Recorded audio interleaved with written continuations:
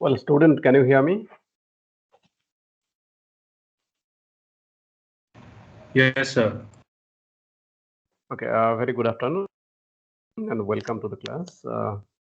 Probably you can remember in the previous class, we were talking about the global aspects or maybe economic aspects of global environmental issues. In that regard, we tried to examine the issues of trade and environment, how actually international trade can result in more or maybe kind of deterioration of environmental quality, and how there is a need for cooperation amongst different countries for taking care of the global environmental bats, basically the global pollution we talked about. I hope you have understood that, and I believe you don't have any issue out there. If you have any question, any issue, please let me know. In essence, actually, after this, we will not be having any new topic to discuss as such. So, if you have any issue on that topic, or maybe any other topic related to environment and development, you can always bring it up. Probably we can devote this class for that one, and then for the next classes, probably we can think of doing kind of revisiting some of the other issues that we can always take care of. In the meanwhile, I have posted the marks of quiz 5. Of course, the quiz 4 marks are still pending.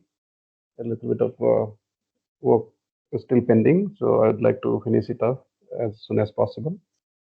Insofar as the next few classes are concerned, I shall not be available tomorrow because of this following and other things in the state. And we'll meet again on 2nd of April. After that, again, you see, I told you that there will be a slight change in the schedule for the next quiz. That means quiz 6. I propose that quiz 6 will be held on 7th because 8th and 9th, again, I have some engagement. I will not be available for the class. So if that is the case, then again, you see, so we'll not be having many days for having discussion as such. We'll be meeting maybe on 16th and 21st is the date for your final assessment. And that final assessment probably will be for a duration of 3 hours. Maybe the marks will be around, because already in the quizzes we'll be covering around 75% each. So the rest 25% will be therefore will be coming from the end semester examination or the final assessment. So that will be again a kind of written test which you have to do, complete it within 3 hours and send back the responses within the stipulated time. So once that is done, the last date of grade submission is 28th April. So that is the plan I am having right now. Do you have anything to say about that?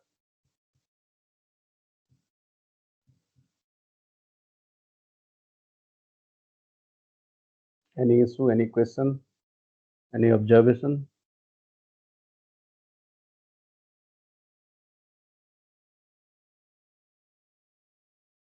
No? Are you there in the class or not?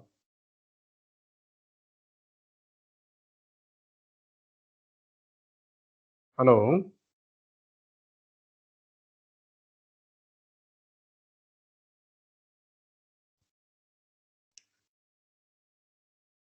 Can you hear me or not?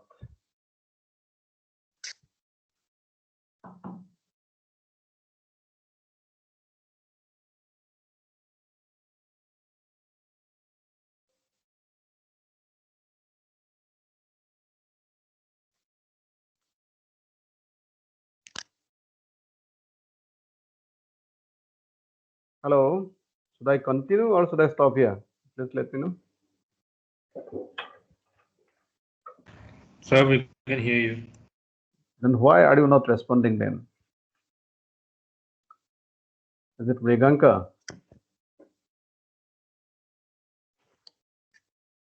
Yes, sir.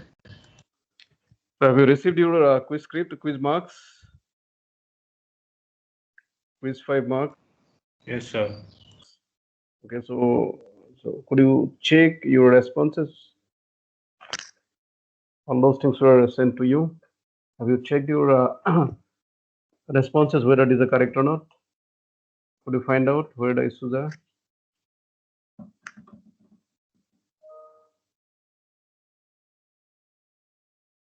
Hello? Yes, sir. I've not checked yet, but I'll check the marks. Yeah, you please go through that. That will be useful for you. And do you have any question on the issues that we took up in the last class? Were you there in the class? Sorry to ask you, but have you gone through what we discussed in the previous class?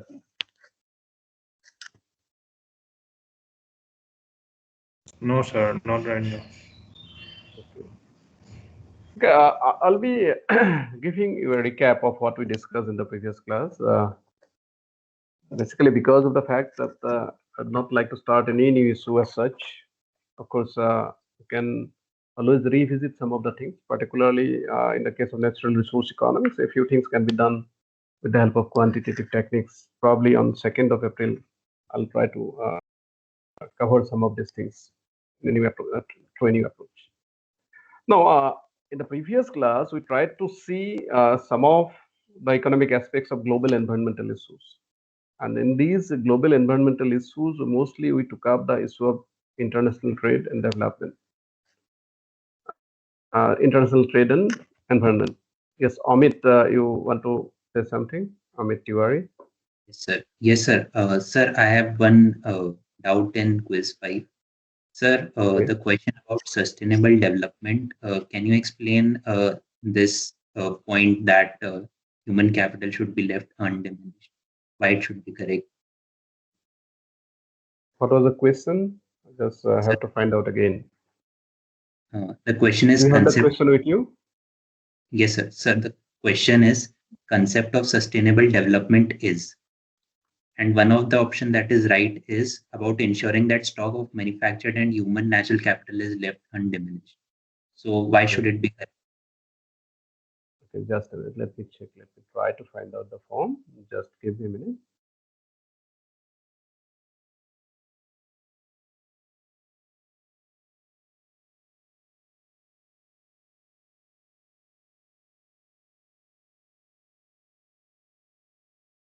Can you see the form here? Yes. Zoom technique, hedonic person, trust limits to good. Yeah, this one you are talking about. Yes, sir. Sir, the The second concept of last, sustainable development is about intergenerational equity, about maintaining present level of consumption without caring for future, about restricting current consumption and preserving resources for future generations, about ensuring that the stock of manufactured human and natural capital is left undiminished, about increasing future level of consumption. Where is the issue? Where do you have confusion? sir, the second last option, like it should be used sustainably, but it might diminish or it might increase. Like, how can we say that it will be left undiminished? Yeah. Well, see, in case of sustainable development, if you look at whatever we discussed, actually, if you go through that, you will find it very clearly. Actually, there are two approaches. One approach is that you see the utility outcome approach we talk about, right? In the case of outcome approach, what we say is that basically outcome basically will result in kind of satisfaction or utility, right? We say that utility should over a period of time should be undiminished. It should not, the change in the utility should not be negative. So it should be either positive or it should be equivalent to zero. It's something like that. This is one approach. Or we also say that the value of utility at a given point of time that should not exceed the maximum possible utility, which is known as maximum sustainable satisfaction level, right? So that is one way of looking into the concept of sustainable development. But the another approach, as you can see, was given in the form of so I can show it. Just a minute. Give me a little bit of time. I'm just going back to where we tried to show it.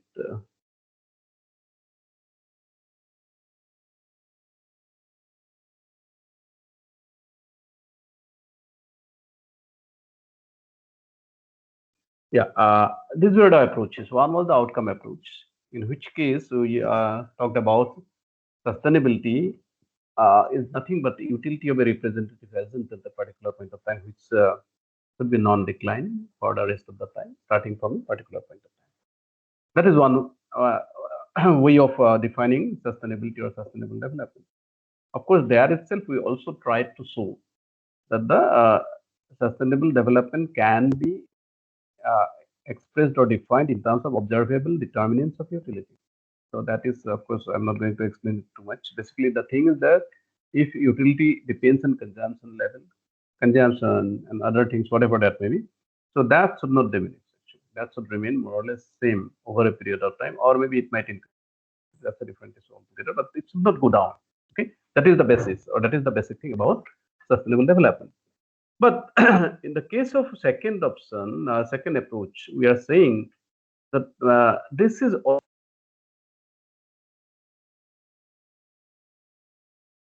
maintaining the means the ways of the resources which will help you out in generating well-being or consumption or utility or satisfaction. And normally, well-being is defined in terms of your satisfaction level, or welfare is equivalent to well-being, and well-being can be defined in terms of satisfaction, and that satisfaction in terms of can be defined in terms of utility function. Now here we try to define that these resources or means to generate well-being can be of four different types. Actually, we were talking about this man-made capital, natural capital, human capital, and social capital. If you can remember, uh, these four forms of capital we talked about.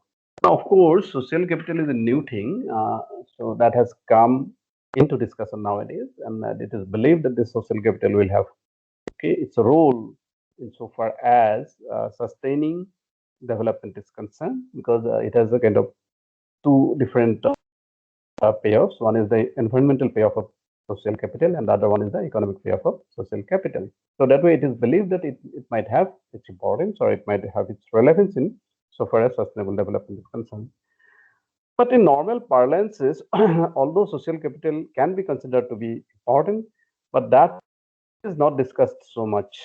Okay, so instead, we talk mostly of the three different types of capital, which are produced capital, human capital, and natural capital. Now, in the question that we are talking about here, we say that sustainable development is also about, as we could see, is also about ensuring that the stock of manufactured human and natural capital is left undiminished. Basically, it means that I'm saying that sustainable development is also about this, and you have the confusion over there. But the fact is that, you see, if there are two approaches out here, we actually discussed about this weak sustainability and strong sustainability. I believe you can remember those weak and strong sustainability as well. Now, in the case of weak sustainability, we say that the sustainability can be defined as something which maintains the fact that totality of the resources or the capital, all forms of capital remain same, or maybe it remains undiminished. So there is no question of talking about kind of changes in the stock of individual constituents of this total capital stock. Basically, I mean to say that if there is any kind of reduction in the stock of physical capital, that is not important so long as, okay, so other forms of capital remain intact or maybe will be going up, and as a result of which the total stock of the capital will remain undiminished. But as against this, so there is the concept of strong sustainability, in which case we say that substitutability between different forms of capital is not straightforward, it's not possible all the time. Rather, it is believed that one form of capital is complementary to the other form of capital. For example, natural capital cannot be substituted by human capital, or human capital cannot be substituted by man-made capital. All are equally important.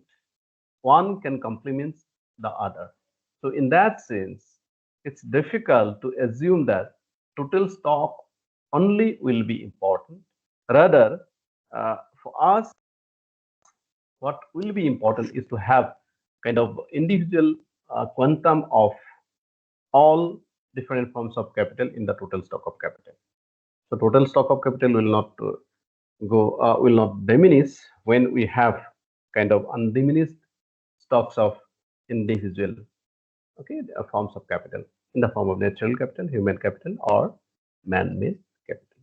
So that is why it's important for sustainable development, because if one of them goes down, then probably the type of consumption or type of production that we are having as of now, that may be a little bit difficult to maintain, because one is complementing the other forms of capital.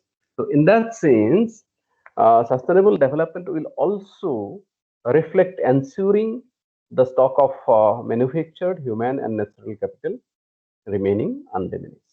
So in that sense, actually, that option can also be a right or correct option. Am I making myself clear, Amit? Yes, sir. Yes, sir. Now it is. Okay. Okay. Anything else from anyone?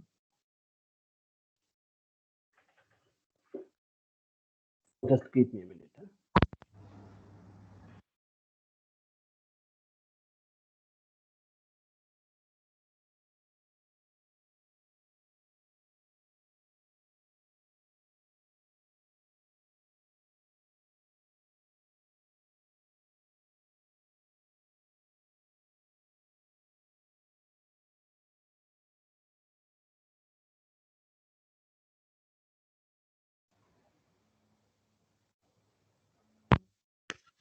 If you have any other question about the quiz, or maybe various issues of the quiz, you can always raise.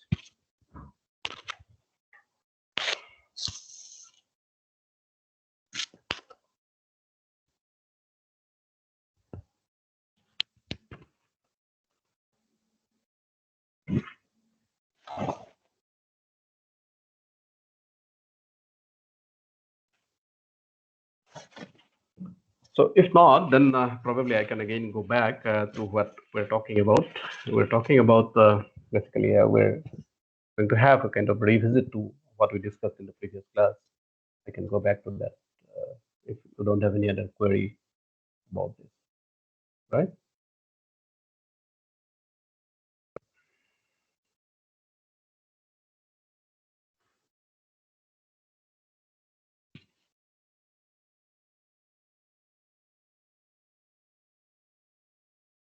So in the case of economic aspects of global environmental issues,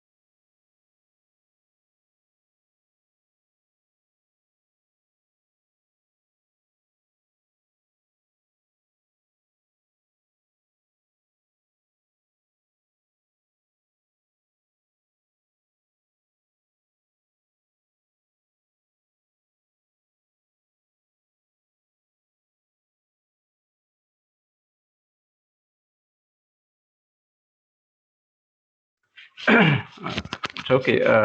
Yeah, we're talking about these two issues, trade and environment. There, actually, I brought in the issue of pollution heaven hypothesis. Can you could you understand what I talked about when you talked about this pollution heaven hypothesis? Can you remember?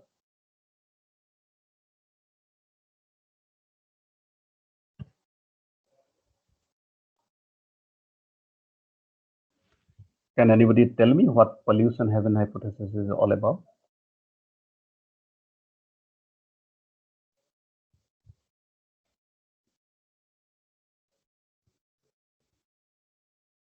No idea.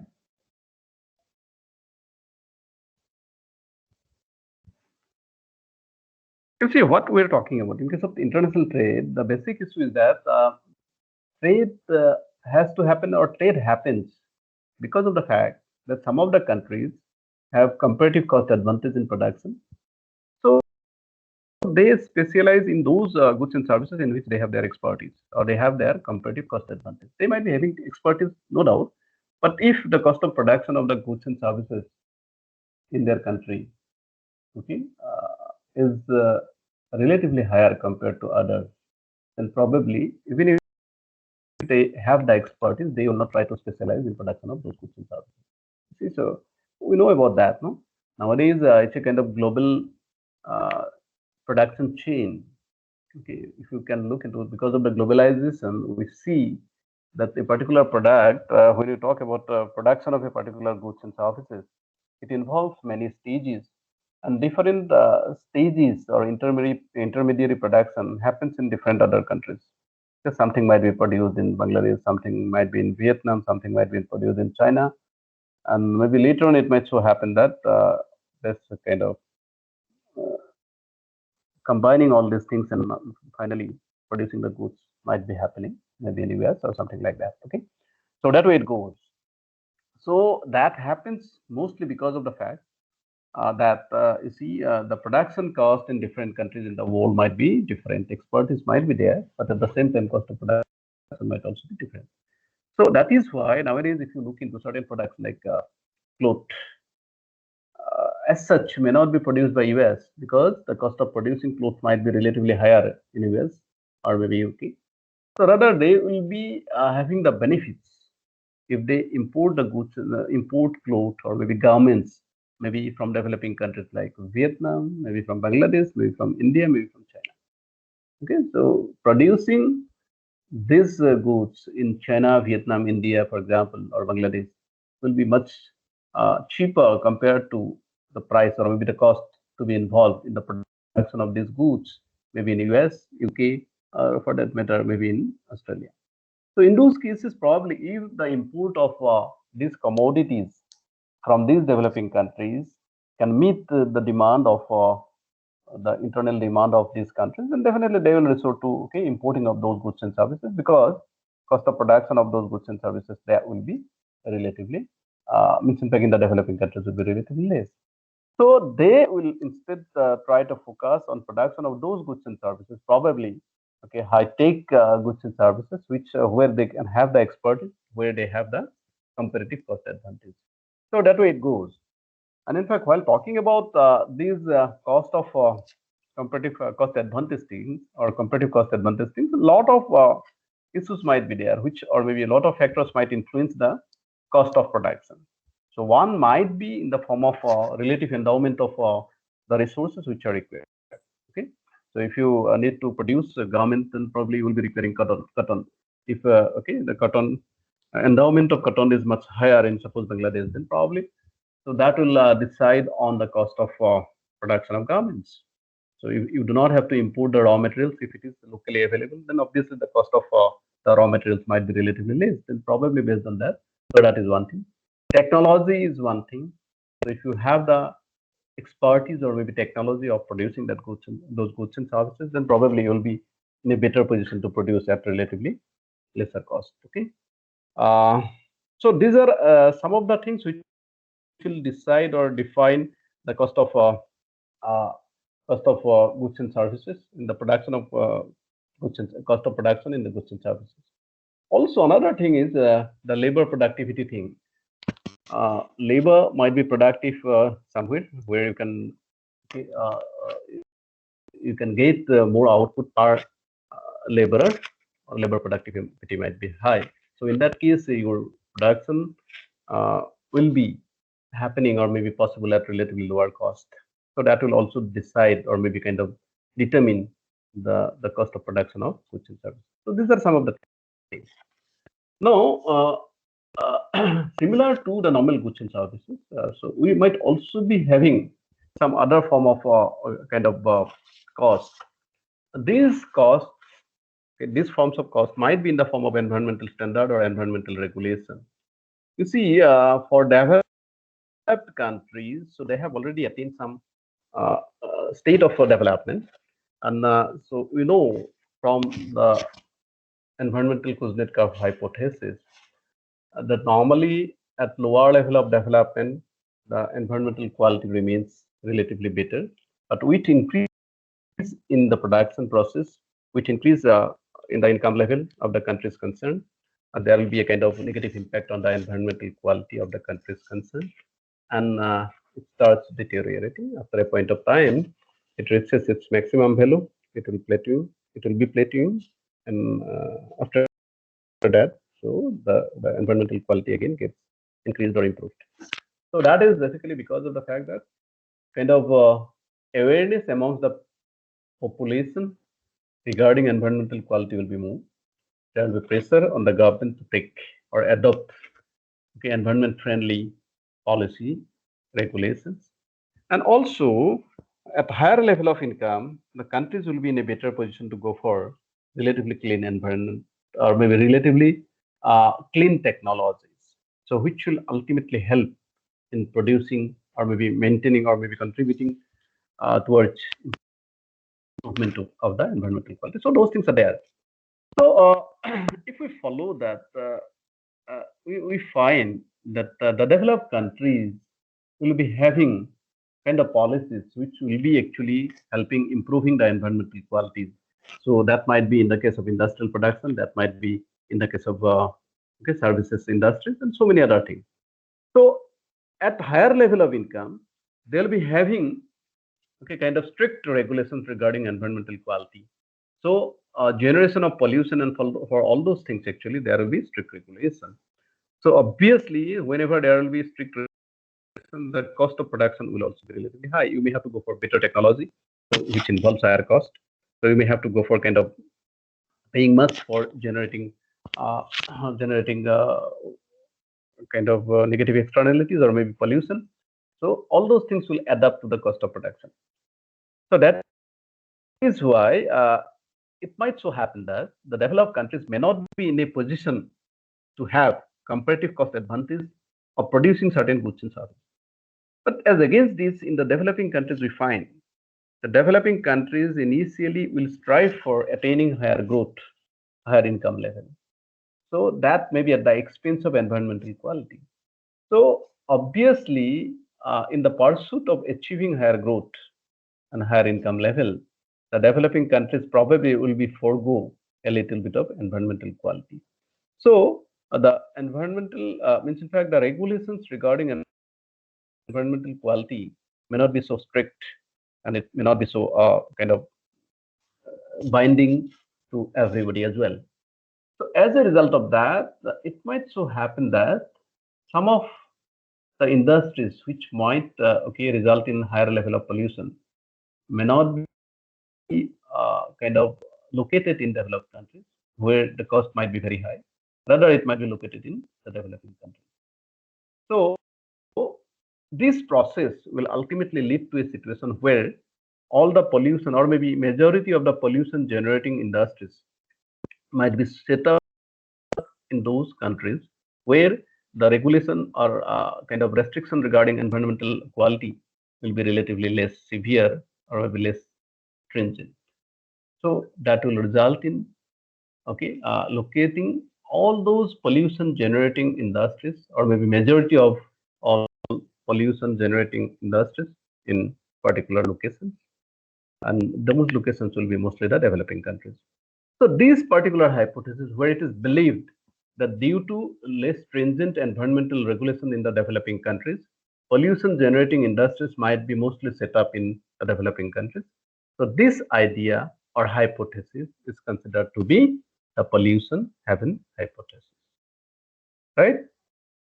So that is what we talked about in the previous class about pollution heaven hypothesis. Is it okay?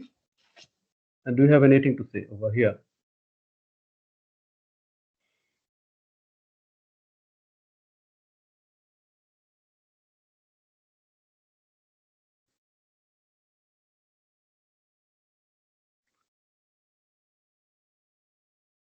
Is it okay? Is it fine?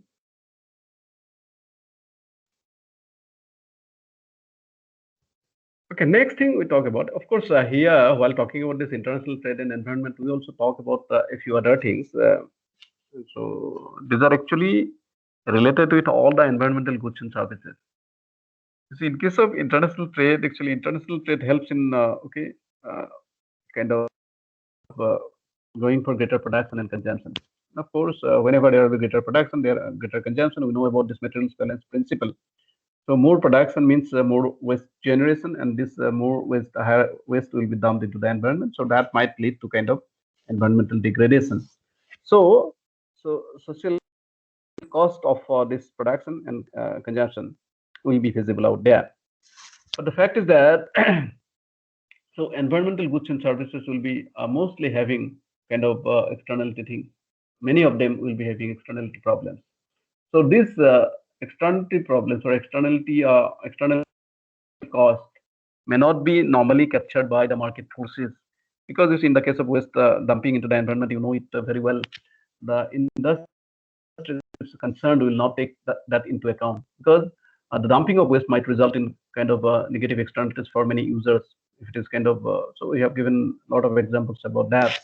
So there might be air pollution, there might be water pollution, which might have some impact on the health. And so this health cost of health, or maybe kind of, yes, these things are borne by the consumers, but actually this cost should be associated with the production of those goods and services which have resulted in this type of negative externalities or social cost. But that is not normally captured by the market forces, because that's not possible to take into account by the conventional market forces. So in that case, the cost of production seems to be apparently lower. The prices which are actually based on the cost of production will be relatively less, and at lower prices, the demand for the goods and services will be relatively higher, and further production will be possible out there, which is not socially desirable, which is not socially optimal. So that is why a regulation is important for controlling or maintaining or ensuring environmental quality out there. So that is why standards or maybe the restrictions by the countries are being imposed on production of goods and services. We know about that. Actually, a lot of things are happening. And in India, if you look at insofar as vehicular pollution is concerned, the government has come up with the standard of Bharat Stage 6, which is considered to be relatively clean technology compared to what we were following till 2020 March. That was the BS4. And in fact, realizing the importance of a clean technology or maybe clean environment, the government of India decided to go for Bharat Stage 6, okay, leapfrogging from Bharat Stage 4. So we didn't have Bharat Stage 5 over there, right? So that was one thing which you should keep in mind. Another thing was regarding global public goods and public baths. So where we can talk about so many, where we can give so many examples over there. You see, when you say public goods, mostly we are talking about those which might be actually generating positive externalities. And when you talk about public baths, we are talking about those goods and services which are actually generating negative externalities. So in essence, pollution is a clear-cut example of public baths. Now, in the case of public goods and baths, okay, so they have the peculiar characteristic of kind of non-excludability. In a sense, it might also be having some kind of non-rivalry. So, so that will mean that public baths might affect all the people in a locality adversely, and no one can be excluded from that. So it's a kind of normal public good concept. Of course, here we are talking about public baths, so pollution. So pollution has that unique characteristic of non-rivalry or maybe non-excludability in a sense. Of course, depending upon the severity of the issue, so probably the impact might be relatively less towards, okay, means in fact those places or maybe those areas where kind of which is far off from the point of, or maybe generation point of generation, something like that, that might happen. But all are not like that. Some situations, some actually environmental or public baths will be having the global characteristics in a sense. So in those cases or in those situations, so if something goes wrong, so the impact of that might be might be felt by each and everyone, right? And so that's the thing. So we talked about greenhouse gas. So in the case of greenhouse gas, actually, so no country or nobody can escape or exclude itself from the negative impact of this greenhouse gas. So that way, in fact, so these are kind of global environmental goods in a sense. So now the problem here is that since uh, uh, since so these public goods or maybe public baths in this case actually so are having the characteristics of non-excludability. So individual countries will not be having enough incentives to take necessary measures for conserving the goods and limiting the baths. So that is one big problem. So that is the very nature of the public goods. So in the case of public baths, so we need to go for limiting the amount of public baths. But somehow the individual countries may not be having enough incentives to do that. Okay. So as a result of that, okay, the enough initiatives will not be there. The countries might have the feeling of this free riding, in which case they will hope that others will take sufficient actions to curtail or maybe take care of this public baths, which is not totally correct. Now, if each country thinks in that line, then probably the amount of initiative or effort taken for controlling this type of public baths or maybe taking care of these public baths will not be sufficiently available. So in that case, enough actions will not be taken, and everybody or each and every country will suffer from these insufficient actions for controlling public baths. That is exactly the situation in the case of tragedy of commons. In the case of tragedy of commons, we said that this is a kind of open access resource. So the public baths are also similar because in the case of open access resource, nobody can be excluded from making use of the resource. The same thing is applicable here as well when you talk about public baths.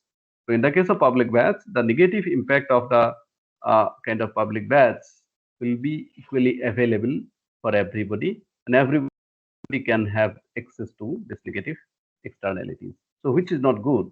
And in fact, since people have the tendency to go for kind of free riding. I'm talking about countries over here. Then obviously enough actions may not be taken. So in that case, a situation of a tragedy of commons might reappear in the case of these public baths, which are having a kind of international nature or global characteristics. Okay, so a tragedy of commons might repeat itself. So obviously, for dealing with this type of global environmental issues, global environmental goods and bads, so obviously the solution, as you can see from the game theoretic approach, we found that a kind of repeated cooperative, basically cooperative game approach is a kind of recommended solution for this type of problems. Because in the case of tragedy of commons, we tried to see it with the help of prisoner's dilemma. In the case of prisoner's dilemma, what we found is that in the absence of cooperation, the decisions taken by the individual prisoners so were suboptimal, and the optimal solution.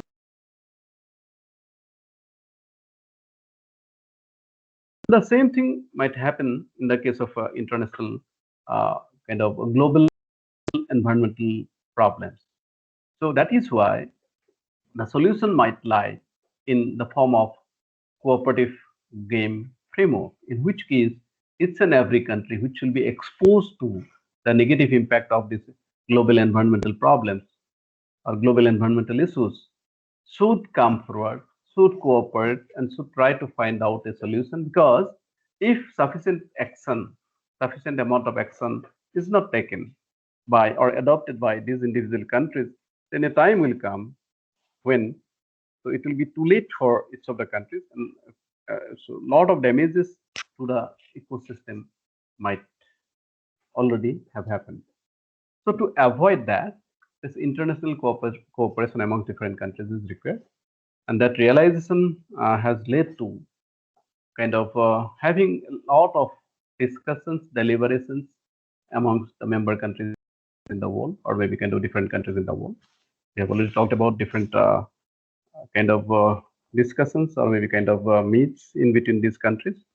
For example, we talked about this protocol in the form of Kyoto Protocol, Montreal Protocol, even Paris Agreement. So these were part of this understanding that mutual cooperation for controlling or taking care of the problems of environment is important.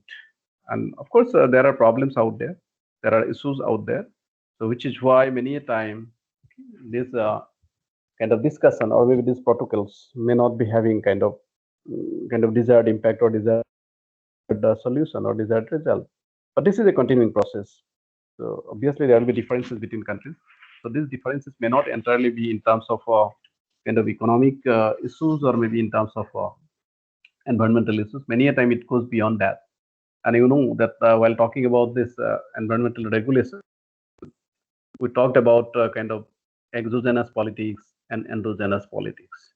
And here also, while talking about taking sufficient action regarding controlling or maybe improving environmental quality, so those push and pull factors will be having their role, having their kind of influence on the overall decision. So obviously that will be there, but even then, the continuous dialogue in between different member countries or different countries in the world, so is a way forward by which actually the differences, individual differences can be sorted out, and each and every member or every country can be kind of taken into confidence insofar as contributing towards controlling or maybe maintaining a particular standard of environment globally. So these are important things, which is why we see these type of initiatives or efforts at the global level. Of course, the results are not yet actually so encouraging. We know about Paris Agreement, so which took place few years back, and so far, so long as kind of you see, it depends actually. Many a time the decisions are, as I pointed out, so decision is subject to kind of push and pull factor. And so ultimately, the optimal decision may not be taken because of that. Many countries will try to find out their individual benefits, which may not be coming forward. So it's not a kind of purely a decision based on environmental issues or maybe economic issues. It might also be to some extent based on political considerations. So that way it goes.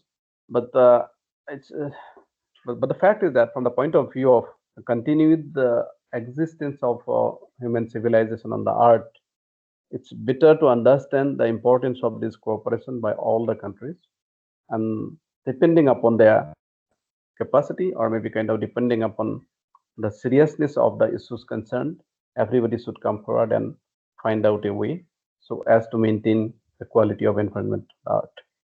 So that is important out there. Of course, there are issues, differences between different countries.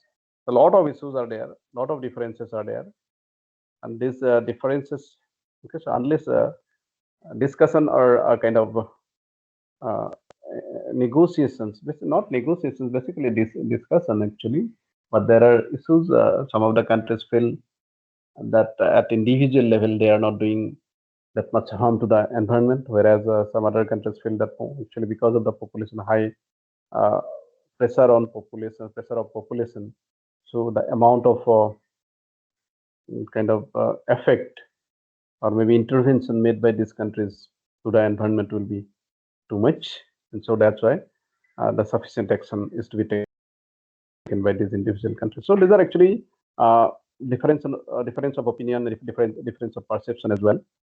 As you can see in the case of developed and developing countries together, one perception is that the developing countries, because of their high population, so they contribute towards a higher amount of ecological footprints or maybe environmental degradation, and they should actually come forward to contribute accordingly.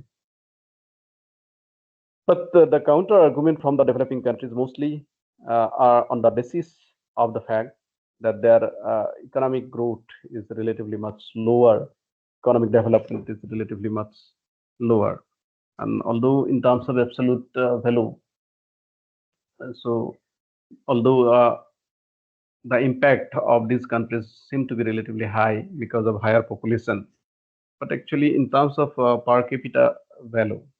Okay, so that impact may not be that high. Absolute value or absolute impact or absolute degradation might be may seem to be relatively higher, but if you compare with if you take into account the population of these countries concerned, the per unit or per capita impact on the environment seems to be relatively lower.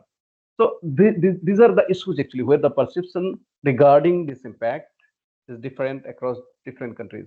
So developed countries have a different opinion, whereas the developing countries have a different opinion. So based on that, actually negotiations have been happening, and sometimes, of course, these are not very conclusive.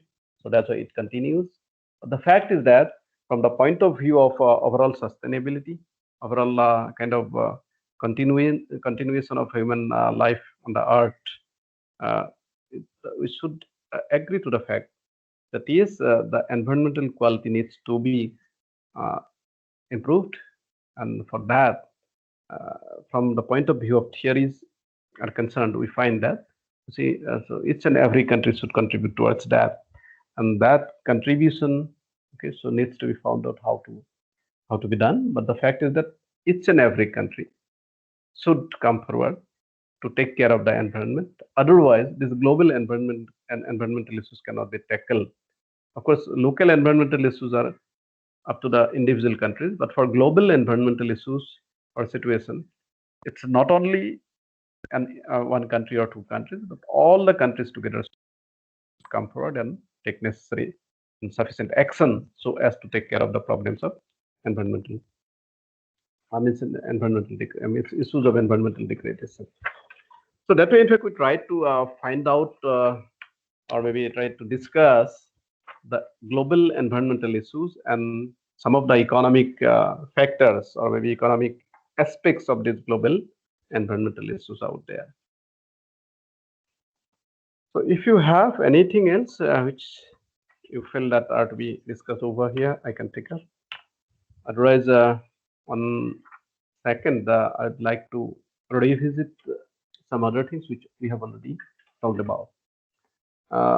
And so far as our final assessment is concerned, this final assessment will be based on the entire syllabus. So I'll spell out the syllabus later on because we have to have one more quiz.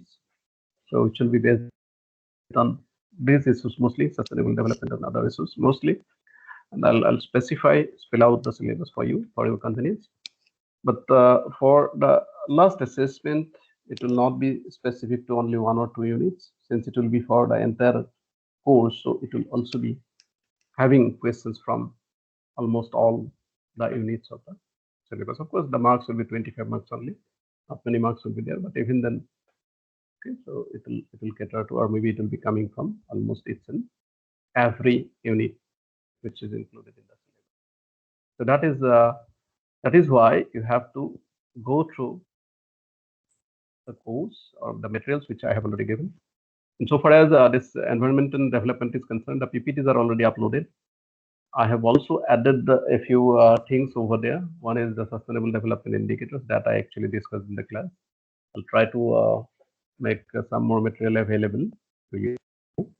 And also I have sent another PDF file where actually KC hypothesis has been explained, environmental cause netcast. You also should go through that document. All these documents are important for you. Just try to go through them. Okay. Yeah. If you have any other question, anything, please let me know.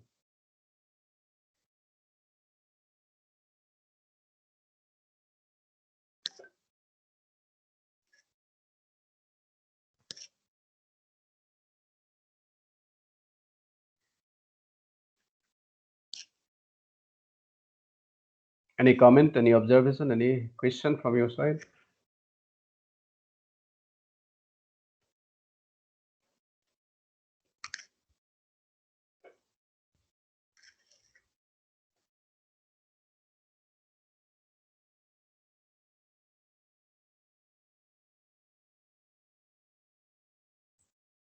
Nothing?